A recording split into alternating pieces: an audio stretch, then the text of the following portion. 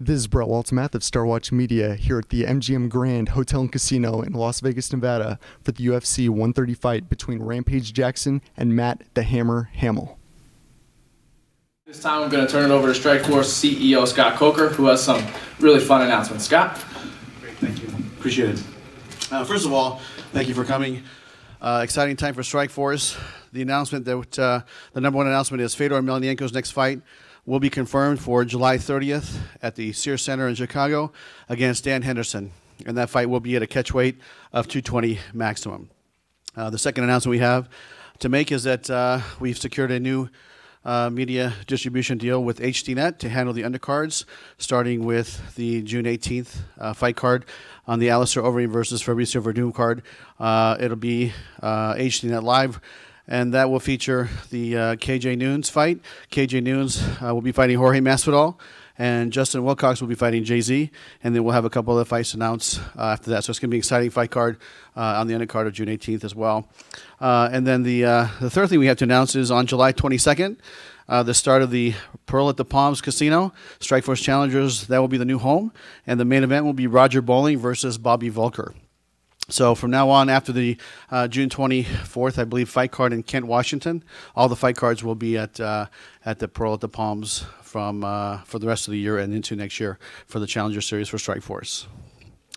And then the last thing, I know it's been out there, but we haven't officially announced it, but Gina Carano's opponent is Sarah D'Elio, and she has a record of 4-1, and she will be fighting Gina Carano in a 3-round match on the June 18th fight card. All right, guys, at this time we'll open up for questions. Just ask that you raise your hand and I'll point to you. We'll start. Go ahead, Dan.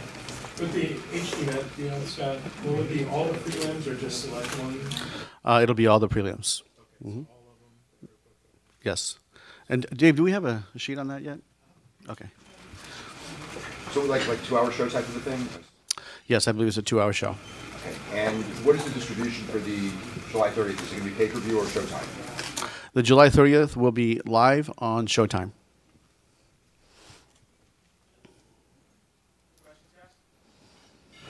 The HDNet, that's just for the real series shows? No, just it'll be for June 18th. Yes. So that will be all 5 prelim fights for June 18th. We have 2 confirmed, and at Strikeforce.com we'll announce it. The June 24th fight card will be in Kent, Washington. After that, they will all be at the Pearls, at the Palms. As long as the show.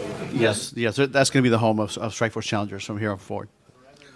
Yes. Can you talk about the reasoning and logic behind that and structuring around the country? You know, I'll tell you, that was an interesting conversation. You know, when we were pre-purchase, we were looking for a home actually to take the Challengers fight cards to, and we talked to a lot of different casinos. We never really attempted to come to Vegas, you know, for obvious reasons.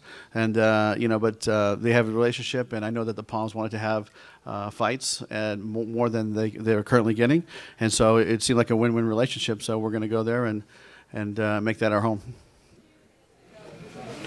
Hey Scott, how many, without including the Challenger Series, how many events do you think you'll do the rest of the year? We're scheduled to do the calendar year for us is from February to February. That's the Showtime year, and we're going to be doing 16 events.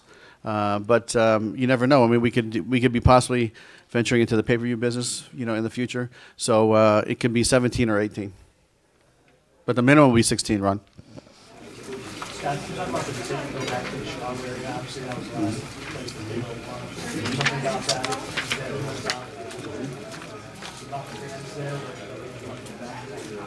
You know, they were great. Chicago's a great city for sports, and MMA is, you know, another great sport, and it's a hotbed for mixed martial arts. So we felt that when you're identifying the market for Fedor, obviously you have to think about the New York area, which we were in New Jersey, had a really successful show in February. You have to think about Los Angeles, San Francisco Bay Area, and Chicago. You know, with the Russian community there, we thought it was a natural fit. Dan Henderson, you know, he's loved everywhere in this country, so we thought that fight made a lot of sense in Chicago. Is there a reason to know at the Sears Center versus the United Center? Right. Yeah, I mean, I think that that's something that when you look at the different venues, I'm not sure all the details of what and why and how, but I do know that sometimes the availability of setting up the production the day before, 2 days before, there could have been some hindrances in that front. So I'm not really sure, but we're happy to be back at Sears Center. We had a successful show last time when he fought Brett Rogers, and so we're looking forward to it. Can you talk about coming to the season with 220 pounds catchweight contest? How the camera felt about that? I'll tell you, it's I can tell you what Dan told me. Dan told me, he said, I'll fight him at any weight, anytime, any place. Just let me fight Fedor. So Dan's really the one that pushed to fight Fedor because I've always wanted to fight him. I think I could beat him, and so let's get it on. But then the managers get involved, and the consultants get involved, and so then you start talking to Vadim and the M1 guys, and so that's the weight that everybody agreed upon. Would you have considered doing it for the title if you were? I mean, here's the thing. Fedor's a heavyweight.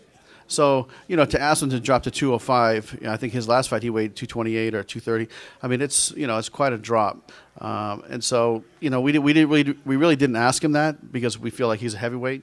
And but Dan was more than willing to come up. So that's how this fight came about. Not at this moment, but we're going to have a great card, so it's going to be exciting. The July 22nd fight card here in Vegas.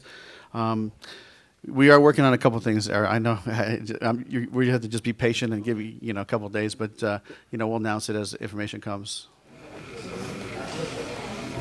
Additional questions, guys? We're seeing it with that June 18th card where it seems like the prelims are a lot more stacked than they have been. Is that a product of something, or just, I guess, the cards aligning? Yeah, I think it's the it's a commitment to keep these fight cards with great fights on them, and then having the HDNet relationship for this fight allowed us to put those stacked fights on the undercard.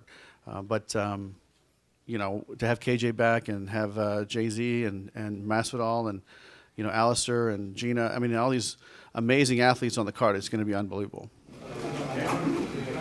Will we see Strikeforce follow suit with Facebook fights and things of that nature online?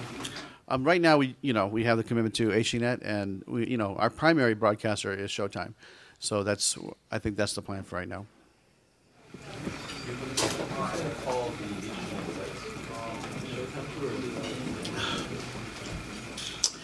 You know what? That's a good question. I think that it would probably be a different crew, but I'll confirm that and get back to you on that one.